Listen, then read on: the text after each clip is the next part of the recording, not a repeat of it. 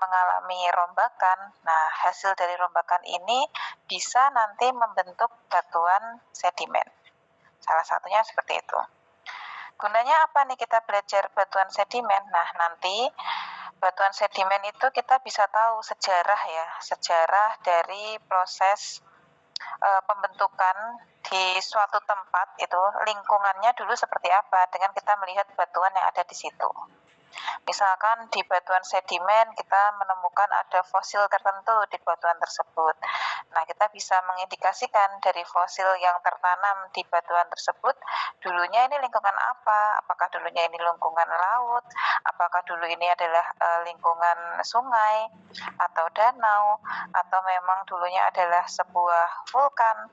Ya, ataupun lingkungan-lingkungan yang lain yang menjadi ciri dari suatu fosil yang terdapat di situ.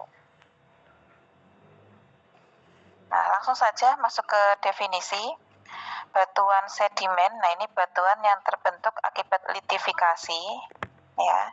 Litifikasi bahan rombakan, batuan asal, atau hasil reaksi kimia ataupun hasil kegiatan organisme.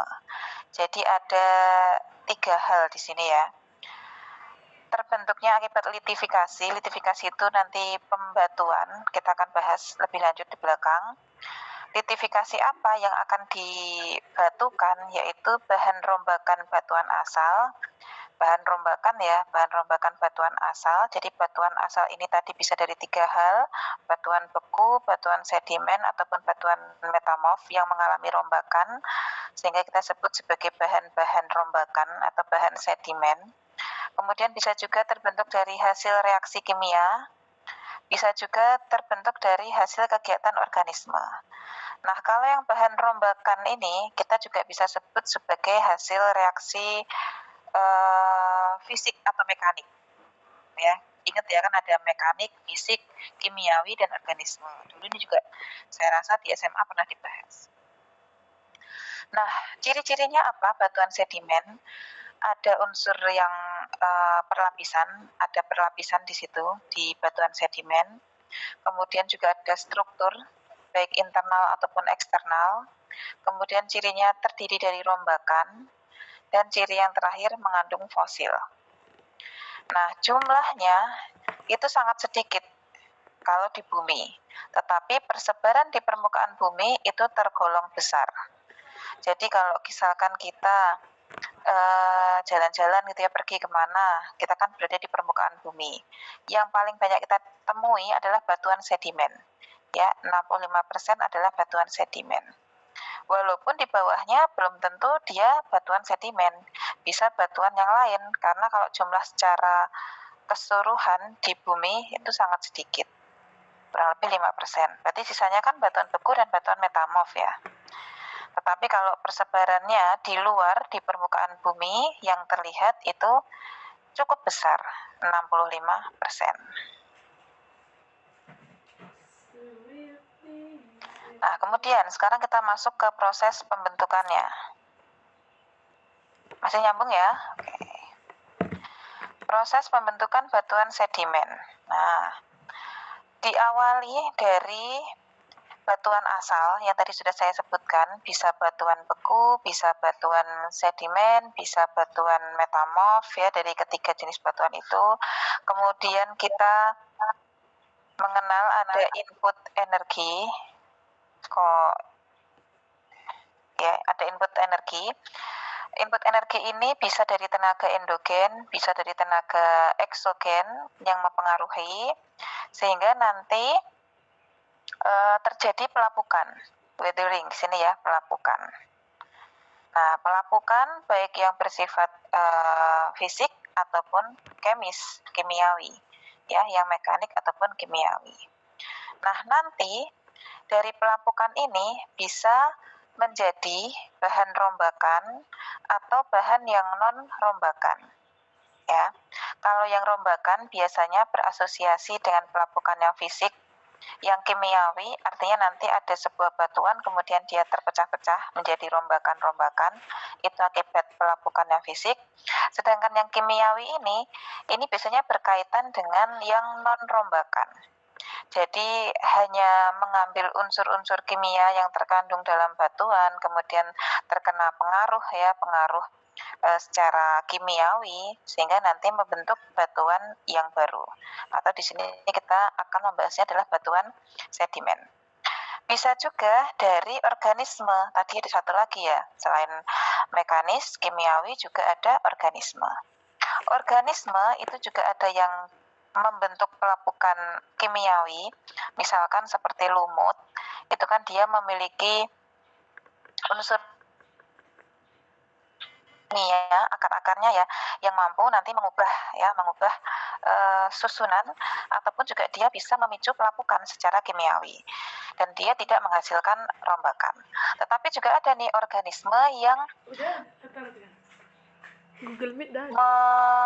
Menimbulkan rombakan. Nah, misalkan ini organisme-organisme yang besar, kemudian mengenai suatu batuan dan batuannya menjadi pecah, nah itu bisa akibat pengaruh dari organisme atau hewan.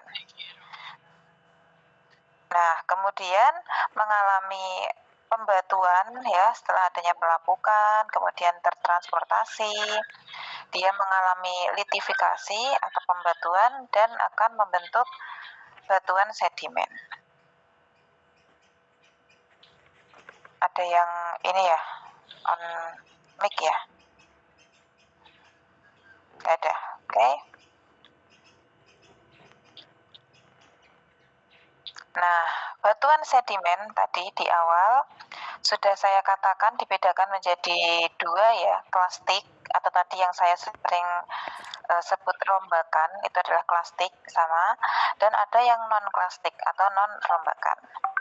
Yang klastik ini berasal dari pengendapan rombakan batuan asal, ya. Kemarin ada istilah piroklastik, sama di sini ada sedimen klastik juga, hasil dari rombakan batuan asal. Kemudian kalau yang non-klastik, dia berasal dari hasil reaksi kimia atau kegiatan organisme. Jadi sudah bisa kita bedakan ya menjadi dua. Nah, kalau yang klastik, ini tadi batuan asalnya ada 3, beku dari sedimen itu sendiri atau dari metamorf, kemudian dia mengalami pelapukan. Nah, pelapukan ini dia kemudian mengalami erosi dan kemudian dia mengalami diagenesis. Ada yang masih ingat perbedaan dari lapuk dan erosi itu apa?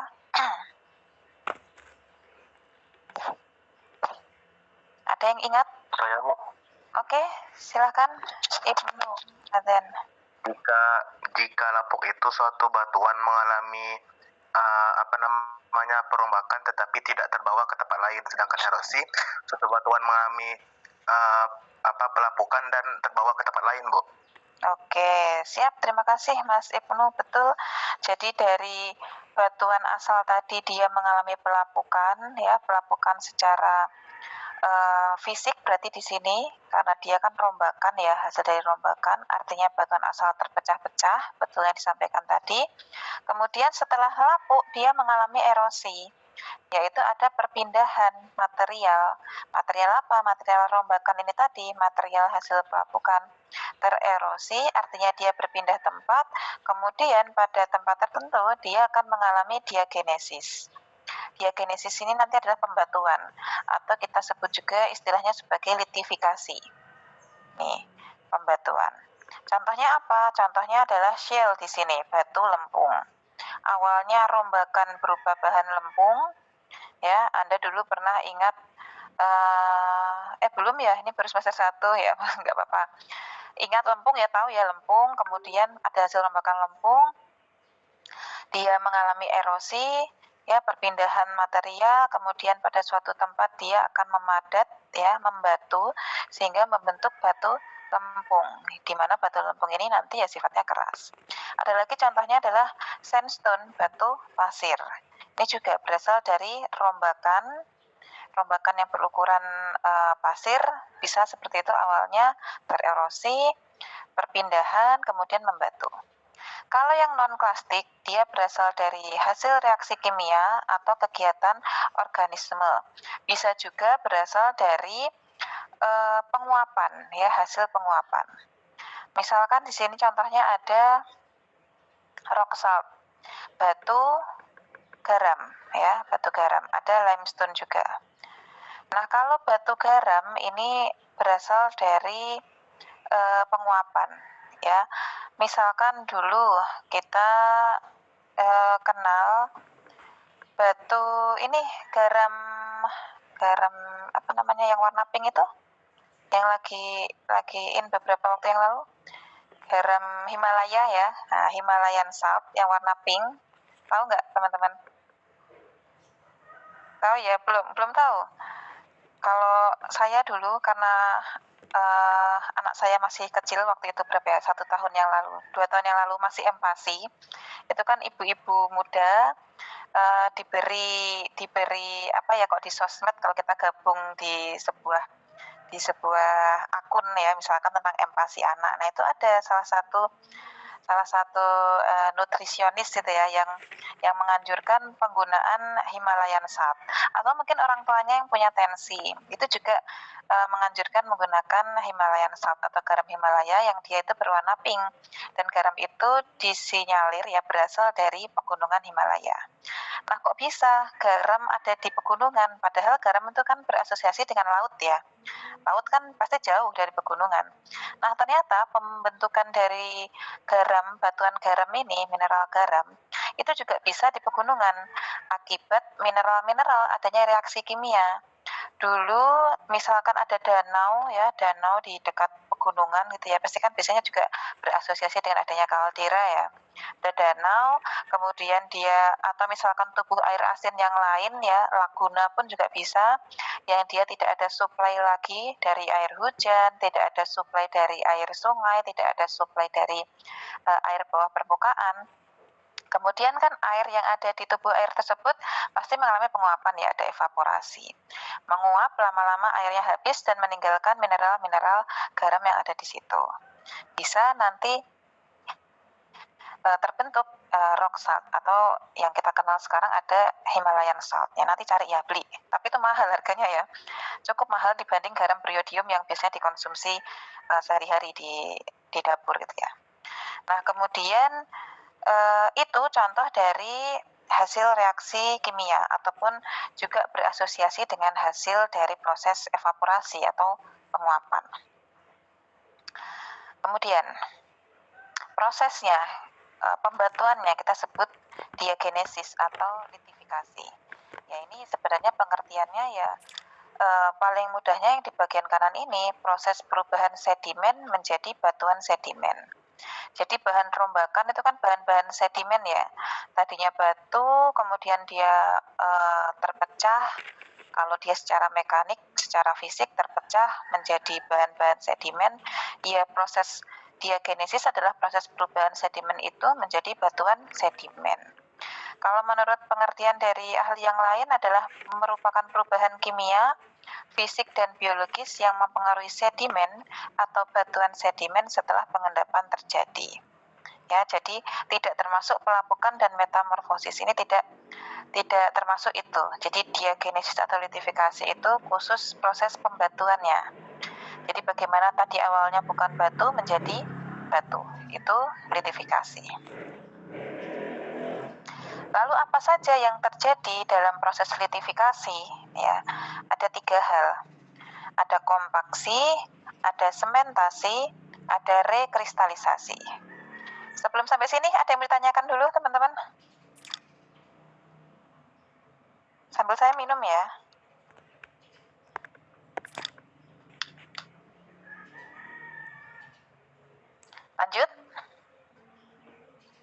Lanjut ya. Proses litifikasi atau diagenesis tadi dibedakan menjadi 3, ada kompaksi, sementasi, rekristalisasi. Kalau kompaksi ya, dia ini berarti proses memadat menjadi kompak ya, memadat kemudian memampatkan. Nah, ini apa yang dimampatkan? Yang dimampatkan adalah butir-butir sedimen atau tadi ya material-material bahan sedimen tadi. Nah, proses kompaksi ini, proses pemadatan, proses pemampatan itu dipengaruhi oleh tekanan atau gaya berat beban di atasnya. Ya, akibatnya nanti volume dan porositas akan berkurang. Teman-teman bayangkan, misalkan ada sebuah material gitu ya, bahan rombakan. Kemudian pada suatu tempat dia mengalami tekanan dari atas, ada gaya berat beban di atasnya, kemudian dia kan menekan ke bawah sehingga bagian bawah itu materialnya pasti akan menjadi mampat, akan menjadi padat. Nah, itu bisa menjadi pemicu salah satu proses pembatuan atau litifikasi. Akibatnya tadi yang dia pecah sendiri-sendiri, ada volume, ada porositasnya gitu ya. Nah, ini nanti lama-lama volumenya akan berkurang, Kak.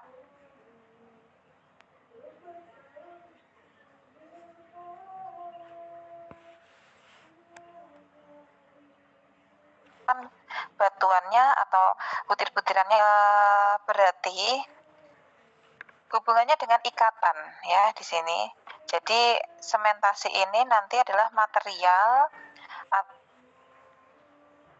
atau butir-butir sedimen di dalamnya yang fungsinya adalah mengikat antar fragmen-fragmen batuan yang ada di situ yang lebih besar. Jadi intinya ada di proses pengikatannya ini. Kalau tadi kan di kompaksi itu dia memampat karena tekanan gaya atau berat beban di atasnya. Kalau sementasi berarti dia adalah unsur-unsur kimia ya, secara kimiawi yang dia memiliki fungsi untuk mengikat butir-butir di antar batuan sedimen, antar butir-butir sedimen tadi, antar bahan hasil rombakan sedimen tadi. Kemudian ada satu lagi rekristalisasi. Ini adalah pengkristalan kembali mineral dari suatu larutan kimia yang berasal dari pelarutan sedimen. Kalau ini ya berarti nanti dari hasil larutan kimia. Jadi misalkan ada batuan sedimen, dia mengalami proses kimiawi pelarutan. Ya paling mudah ini berasosiasi dengan batuan-batuan gamping ya, batuan-batuan kapur yang dia memang mengalami proses kimiawi. Nah, kemudian larutan itu dia kemudian membentuk kristal kembali mineral yang baru. Nah, sehingga nanti membentuk batuan sedimen dengan ciri yang baru, rekristalisasi. Sekarang kompaksi supaya lebih jelas ya. Kompaksi tadi kan pemadatan. Pemadatan akibat ada tekanan atau gaya berat dari atas. Atau kalau kita kenal ada gaya gravitasi juga ya, itu juga ada gaya berat ke bawah. Awalnya rombakan material kan lepas-lepas seperti ini ya, loose, saling berjauhan. Ada kerikil, ada batu, ada berbagai bentuk, berbagai ukuran gitu ya. Nah, kemudian dia mengalami kompaksi, membentuk seperti ini. Akibat tekanan atau pressure dari atas. Nih. Akhirnya dia menjadi kompak, memadat. Ya. Nah, kemudian berikutnya bisa saja dia mengalami sementasi, ya. Sementasi jadi nanti terisi bagian rongga-rongga yang masih kosong ini terisi oleh semen. Di sini contohnya ada ini adalah gambar dari lempung. Lempung kalau dilihat secara mikroskop ini bentuknya lembaran-lembaran seperti ini. Nah, ini kalau dia mengalami kompaksi, ya, memadat, mendapat tekanan dari atas, dia akan membentuk batu lempung. Shell tadi yang di bagian awal sudah saya sampaikan. Dan di sini sifatnya menjadi keras. Kalau lempung biasa kan sifatnya nggak keras ya. Kalau batu lempung ya dia sifatnya sudah menjadi keras. Gitu. Nah, kemudian kalau tadi ya, volume dan porositas berkurang. Tentunya di bagian kompaksi ini, ya, tadi volumenya misalkan segini, memadat mengalami kompaksi kan volumenya menjadi berkurang ya. Volumenya menjadi berkurang, menjadi lebih kecil dia ukurannya karena memadat mengalami kompaksi. Kemudian porositasnya juga berkurang. Porositas, ada yang tahu porositas itu apa? Porositas? Izin menjawab Bu, mohon maaf kalau salah. Kemampuan batuan untuk meloloskan air, Bu. Kemampuan untuk meloloskan air. Oke, dilihat dari apanya tuh? Kemampuan apa nih? Kemampuan apa Mbak Rizka dilihat? Kemampuan siapa? Iya Bu, kemampuan batuan kan rongga-rongganya itu Bu, semakin lebar rongganya atau pori-porinya ya semakin tinggi porositasnya gitu. Oke, siap, betul. Kemampuan dari materialnya tadi ya, si batuannya. Kalau dulu porositas kan biasanya nanti berasosiasi dengan infiltrasi, itu ya porositas, dan permeabilitas, ya itu sama. Itu kan yang di bawah permukaan. Nah, porositas di batuan di sini kan semakin berkurang ya, betul. Karena porositas sendiri itu kan rasio ya, rasio antara volume pori. Nah, volume pori-pori kan berarti yang di tengah-tengahnya ini ya. Di tengah-tengahnya ini kan sebenarnya ada pori-porinya, volume pori atau ruang antar butir ini, ruang antar butir-butir bahan rombakan ini dibandingkan dengan volume dari batuan. Nah, sehingga yang awalnya dia porositasnya besar seperti ini, porositasnya lama-lama kalau ada kompaksi, mengalami kompaksi, porositasnya akan menurun. Jadi volume menurun, porositasnya juga menurun. Jadi tidak lolos air tadi menurut Mbak Rizka juga betul. Oke ya, kompaksi jelas. Sekarang sementasi. Sementasi tadi intinya kan mengikat ya. Nah, sementasi kalau di batuan sedimen nanti adalah material-material yang dia memiliki susunan kimia yang berfungsi sebagai pengikat antar butir-butir atau antar bahan atau hasil rombakan dari batuan mineral. Contohnya gini, misalkan di sini ada ukuran butir yang lebih besar. Nah, ini kan ukuran butir yang tadi ya, ukuran butir dari misalkan rombakan batuan. Nih. Nah, kemudian sementasi ini, nah ini yang lebih kecil, material yang berukuran lebih kecil. Ini nanti dia berfungsi sebagai semennya, ya, mengisi pori-pori yang kosong tadi. Sehingga nanti batu yang ukuran besar ini, kedua ini kan akan didekatkan ya, nanti akan bisa menyatu karena ada sementasi di sini, material semen. Kalau di contohnya di sini, misalkan ini ada batuan yang ada fosilnya, ini kelihatan ya, ada kerang-kerangnya. Nah, ini kan hasil rombakan nih, tadinya ada kerang-kerang fosil ikut masuk ke situ. Kerang-kerang ini kan berarti kan butir yang ukuran besarnya akan terikat menjadi satu dengan bantuan sementasi. Ada material semen yang lebih kecil, yang putih-putih di sini ya. Nah, dia ini yang berfungsi sebagai pengikat antar butir dengan ukuran yang lebih besar, akan diikat oleh semen. Itu ya, sementasi yang nanti berfungsi untuk mengisi pori-porinya. Kemudian ini adalah prosesnya tadi ya, proses dari litifikasi atau diagenesis tadi ya, litifikasi of sediment. Starting point diawali dari loose sedimen yang dia masih terpisah-pisah ya, masih terpisah-pisah seperti ini. Awalnya berukuran grains misalkan di sini ya. Kemudian ini bisa mengalami kompaksi, yang ke sebelah kiri ini bisa mengalami sementasi ya. Kalau dia pertama mengalami kompaksi, berarti dia akan memampat ya, akibat tadi tekanan atau gaya berat akan memampat, sehingga ruang-ruangnya akan menjadi lebih kecil karena tadi ada pemampatan nih, jadi lebih rapat kan. Kemudian setelah dia mengalami kompaksi, bisa dia mengalami kompaksi lanjutan ya, more compaction, kompaksi lanjutan, sehingga dia semakin mampat lagi, porositasnya semakin berkurang lagi, volume batuannya menjadi lebih kecil lagi. Bisa juga kompaksi ini kemudian mengalami sementasi akibat tadi ada tambahan mineral ataupun material bahan yang dia mampu menjadi semen ya, mampu mengikat antar butir tadi, butir sedimen yang tadi terpisah-pisah. Nih, sehingga di sela-selanya tadi, di sela-sela ruang antar butir terisi oleh semen. Kalau misalkan tadi diawali loose sedimennya yang tadi awalnya terpisah-pisah langsung mengalami sementasi, itu juga bisa. Jadi ada ketemu dengan mineral-mineral yang dia mampu mengikat antar butiran ya, antar butiran sedimen yang tadi saling terlepas. Nih, saling mengikat. Kemudian tambah lagi ada sementasi lanjutan, more cementation di sini. Itu ini adalah gambaran proses pembatuannya. Kemudian ada rekristalisasi. Nah, kalau ini khusus yang non-klastik. Kalau tadi kan yang klastik ya, teman-teman ya. Yang ini kompaksi sementasi ini biasanya berasosiasi dengan yang klastik. Kalau yang rekristalisasi ini dia berasosiasi dengan yang non-klastik.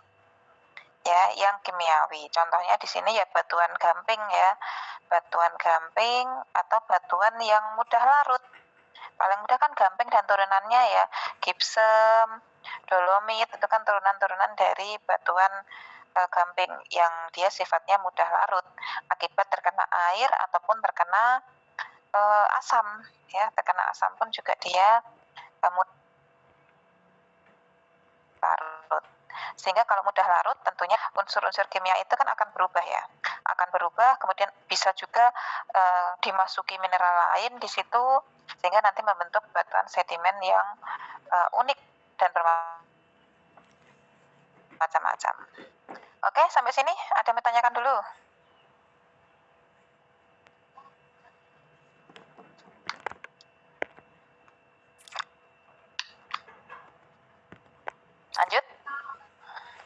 Lanjut ya.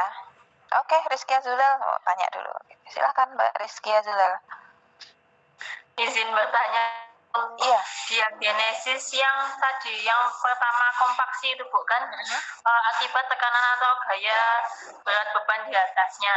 Nah itu misalkan bisa Bu di atasnya itu ada bangunan yang mungkin terbuat dari beton atau apa itu juga mempengaruhi gitu Bu. Maksudnya beban berat di atasnya itu seperti apa? Apakah bangunan atau mungkin kendaraan atau apa gitu Bu. Terima kasih. Oke, iya, terima kasih Mbak Rizky Azula. Bagus pertanyaannya. Apa sih kayak beban berat di atasnya gitu ya? Bisa terkena apa tadi bangunan ya. Kalau bangunan nggak mungkin ya bangun di material yang masih lunak ya.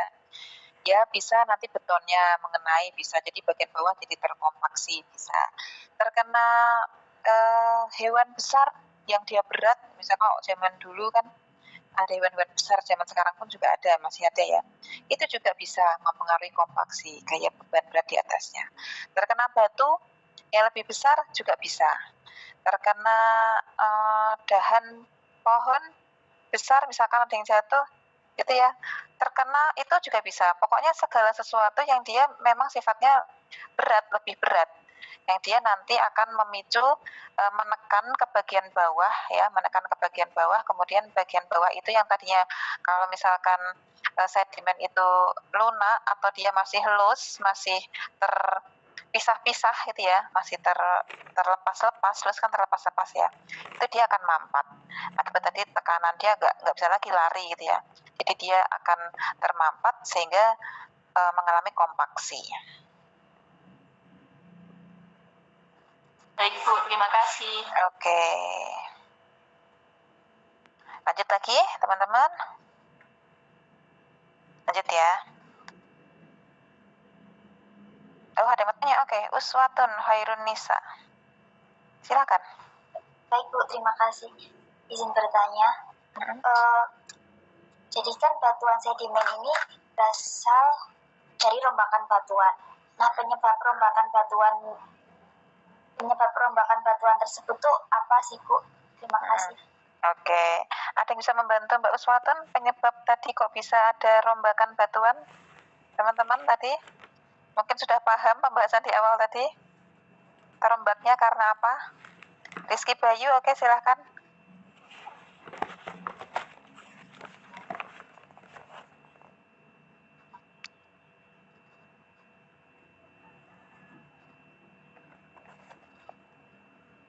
Gimana Rizky Bayu, belum terdengar suaranya?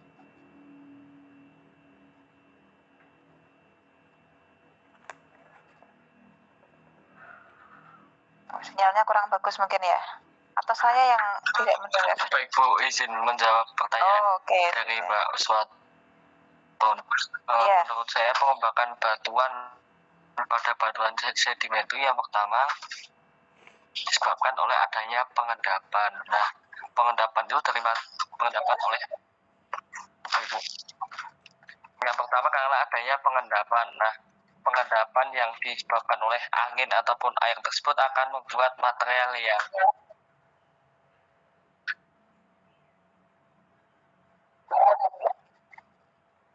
baik Bu.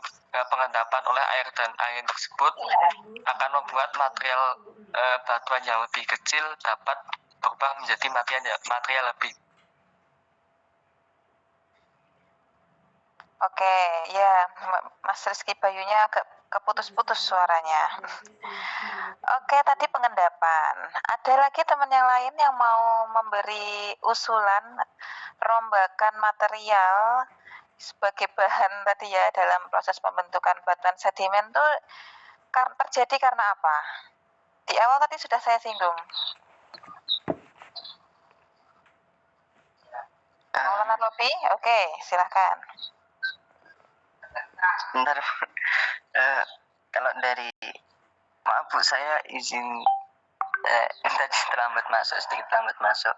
Oh gitu, oke. Jadi kalau menurut saya Bu, jadi batuan sedimen itu kan, kalau menurut saya, pandangan saya bahwa itu terbentuk karena diawali oleh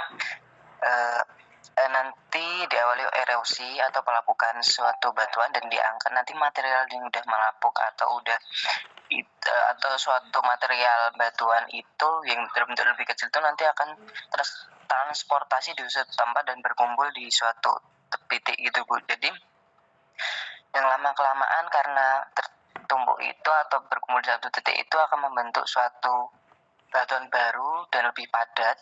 Itu akan disebut tergantung tempat pembentukannya Bu. Jadi nanti ada sedimen air, ada sedimen angin dan sebagainya itu Bu. Terima kasih Bu.